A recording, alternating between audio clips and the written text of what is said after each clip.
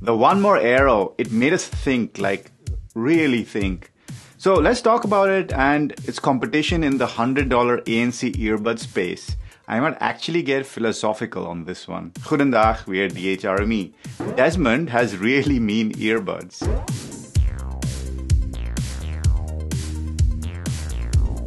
You know, we made a video just about a year ago on the best sub $100 earbuds, and almost none of those buds, except one, could do multi-point. Fast forward to 2022 and you get features like multi-point, wireless charging, and an in-ear sensor at this price point. After the Soundcore Space A40, the One More Aero joins the group to be the most full-featured wireless earbuds at this price. So One More yet again lists the dual device as an experimental feature. How does it work? Well, first off, pairing a second device can be annoying to start with. You have to first pair a device, then unpair it, then pair a second device, and then from the Bluetooth menu of the first device, connect to it. You got all that? Doesn't matter. It's not very simple is what we're trying to say. But once you actually got it paired, you could play music on either device after pausing on the first. The funny thing was that resuming music on Android always took a second or two longer than resuming music on an iPhone.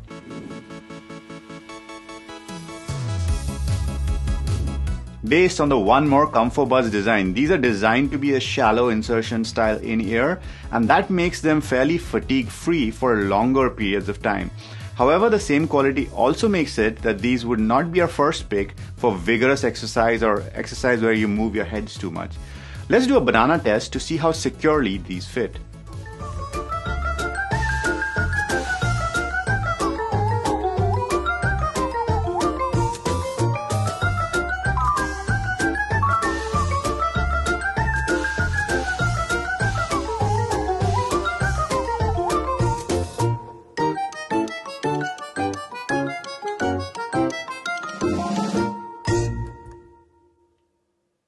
It passed the banana test, and that should give you guys some degree of confidence.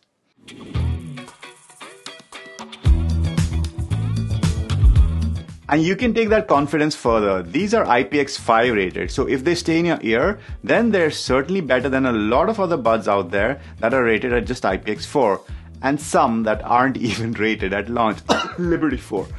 The case has an interesting design and has a small lip, but you can flip open the lid. These flippin' buds go nicely with this flippin' phone. However, all those smooth curves on the case and the buds makes it that extricating an earbud single-handedly is a messy affair with the lid trying to close on your hand. It's a bit more trouble than it's worth.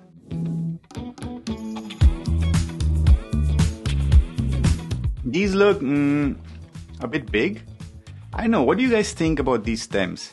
To me they look a bit big, and the stems are long, and in this white color here, they're not even trying to hide or be subtle.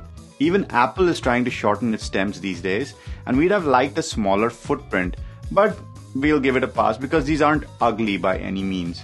The touch control area is controlled with double, long and triple taps, with only the double and the triple taps being customizable. So we changed the triple tap to volume, and it was okay, and we could get most of the controls we needed.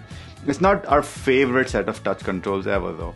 But here we would like to compliment the One More Aero for at least trying to look original with its case design. It looks really nice, and the shape and the size of the case is very pocketable. It has USB-C charging, and fast charging is on board with 15 minutes of charge giving you 3 hours of use. Interestingly, wireless charging is also on board. Bose, are you listening? Battery life is about average with 5 hours and 20 hours from the case, so nothing to write home about there.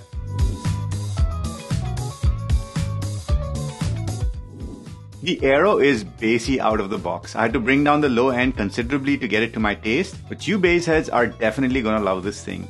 There is a bit of smoothing in the mid and treble that leads to distortion or overdrive on rock and metal, sounding a bit smoothed out.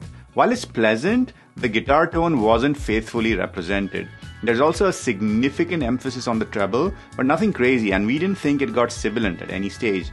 Due to the fact that AAC is the codec, resolution at the top end is also slightly compromised. There's also a clear EQ shift between full ANC and ANC off, and we did prefer the off setting, but we understand the bass emphasis in the ANC mode. What was a bit underwhelming was the instrument separation, especially in a busy song like Porcupine Tree's Dead Wing. Instruments seemed a bit congested. The spatial audio trick helped with that a bit, but it's doing head tracking as well, which is annoying while listening to music. There's also a significant EQ shift with spatial audio towards a warmer sound signature. The Aero sounds pretty great, but it did not blow us away like the Edifier WTX, whatever the model number is. The gyroscopes built in work very well for head tracking. The spatial audio also works quite well. Now, sound on Android and iPhone is comparable. Sometimes the iPhone appeared to resolve the highs a bit better, but it was just splitting hairs. Android's max volume was a little bit louder. One good thing is that One More provides decent EQ presets as well as a 10-band custom EQ in the app. There's also smart loudness on board that adjusts the amount of bass, or so it seems, at different volumes. It's a bit confusing to us, and we wish that they just made this choice for us like the AirPods and the Bose do. I mean, it's a choice you can turn off or on if you like or dislike it, so I guess that's good.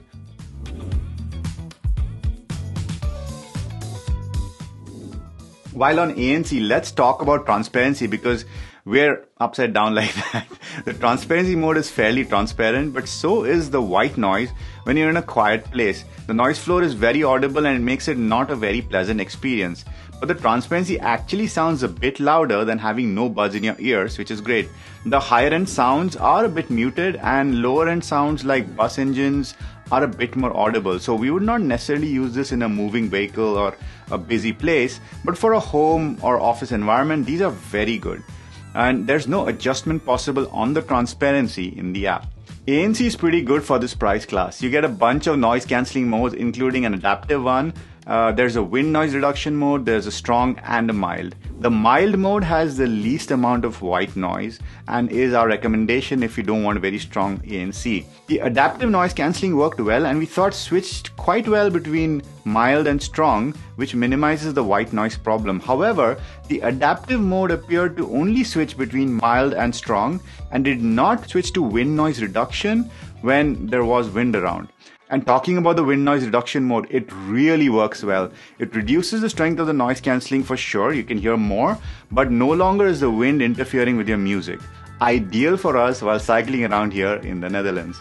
When on strong, it cuts out the low end sound, but you can still hear voices and higher frequencies, albeit at a lower volume.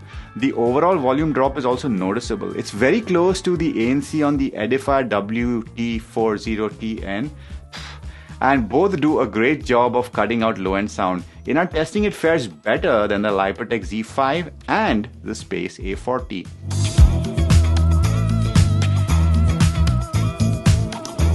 Let's talk about the call quality, but we'll let you listen to the microphones first. Make up your own mind and then we'll make up our minds. So this is a Soundcore Space A40 with car passing by, noisy conditions. Pop, pop, popsicle, ice, ice, icicle, test, test, testing, 1, 2, 3. Pop, pop, popsicle, ice, ice, icicle, test, test, testing, 1, 2, 3. So now we have the Lipotech Z5 with traffic and cars passing by. Pop, pop, popsicle, ice, ice, icicle, test, test, testing, 1, 2, 3. Pop, pop, popsicle, ice, ice, icicle, test, test, testing, 1, 2, 3. Now we have the Edifier W240TN with cars passing by, noisy conditions. Pop, pop, popsicle, ice, ice, ice, ice, icicle, test, test, testing, 1, 2, 3. Pop, pop, popsicle, ice, ice, icicle, test, test, testing, 1, 2, 3. So this is the One More Aero with cars passing by.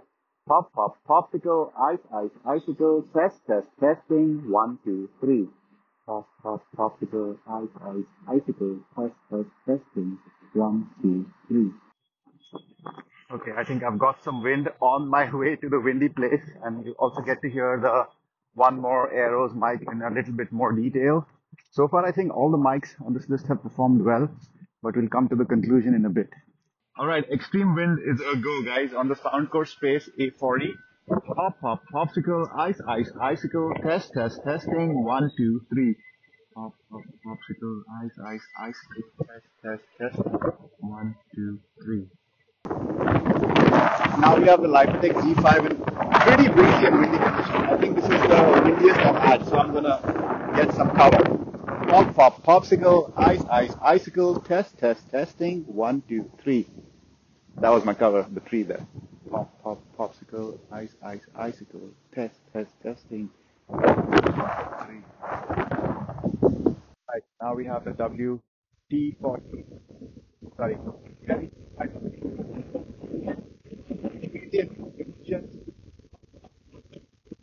icicle test, testing, 1, 2. Testing, 1, 3. Alright guys, nice and windy out here. This is the mic of the One More Arrow in breezy, windy conditions. Pop, pop, popsicle, ice, ice, icicle, test, test, testing, 1, 2, 3. Pop, pop, popsicle, ice, ice, icicle, test, test, testing, 1, 2, 3. So, noisy situations. The Soundcore Space A40 cuts out noise, but the voice tends to get a little bit processed. The Lipotech Z5 sounds way more natural and it also amplifies the overall volume. And it also kind of goes to the noise reduction approach, but it sounds a bit different from the Soundcore Space. For the Edifier, the voice is a bit more muffled, especially in the high frequencies. And it also goes for a noise reduction approach. And one more, the thing we didn't like is it has a very narrow band of frequencies that are audible, and also there is heavy noise reduction going on. And overall, it works, but it's not the most pleasant of these four. However, when it comes to windy situations, the One More Arrow, it does quite well and is still quite pleasant to hear even in heavy winds. My voice did get cut out now and then though, but I would say that these are usable in a windy situation. And the Soundcore Space A40, ditto, still clear with wind, probably had the best balance of noise reduction and voice focus. The Edifier approach is to cut out if there's too much wind, and in heavy wind it really struggles to focus on the voice.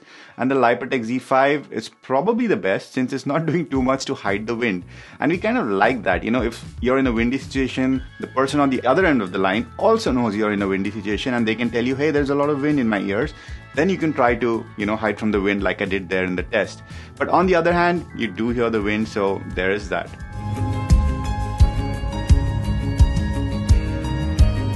So, should you buy the One More Arrow?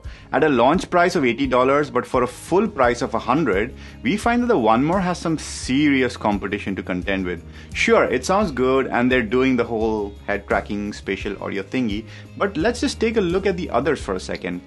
The Edifier WT40 240TN, come on Edifier, don't be Sony, at $79 sounds pretty darn great with a great bass punch, and it has very decent noise cancelling as well as transparency. The app isn't as great though, and it has no dual device connection or fancy codecs. It also doesn't have an in-ear sensor to automatically pause your music, but it has the best IP rating of this lot at IP54.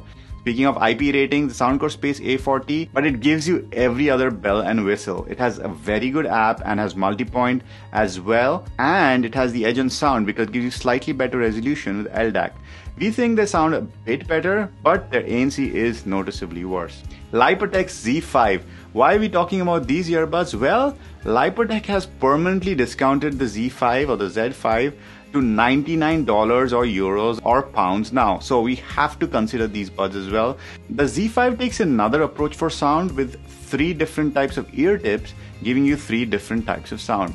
It still doesn't do multi-point though and lacks an in-ear sensor, very much like the Edifier. We think that these sound pretty great too. And of course, you can find Samsung's sassy Soundsters, the OG Galaxy Buds Pro or the Buds 2, which both sound great. They are also frequently discounted and sometimes given away for free with new phones, and you can find people selling these for like really low prices on Marktplatz or whatever your second-hand market equivalent is. We aren't fans of their touch controls, and the unnecessary bias towards Samsung devices is a bit annoying, and the Buds Pro has a better waterproof rating than any of these other buds. Other things you might consider for your purchase decision are sustainability and repairability, which these buds don't really have. But also the fact that buying from a smaller company can have an effect on what kind of after-sale service you receive. So, should you buy the Arrow? At this price class? Sure, it's a very solid product. The stuff you can get for $100 today is what was reserved for the premium models back in the day, and that's a win for all of us. You've been going Arrowborn, and we've been DHRME. Namaste.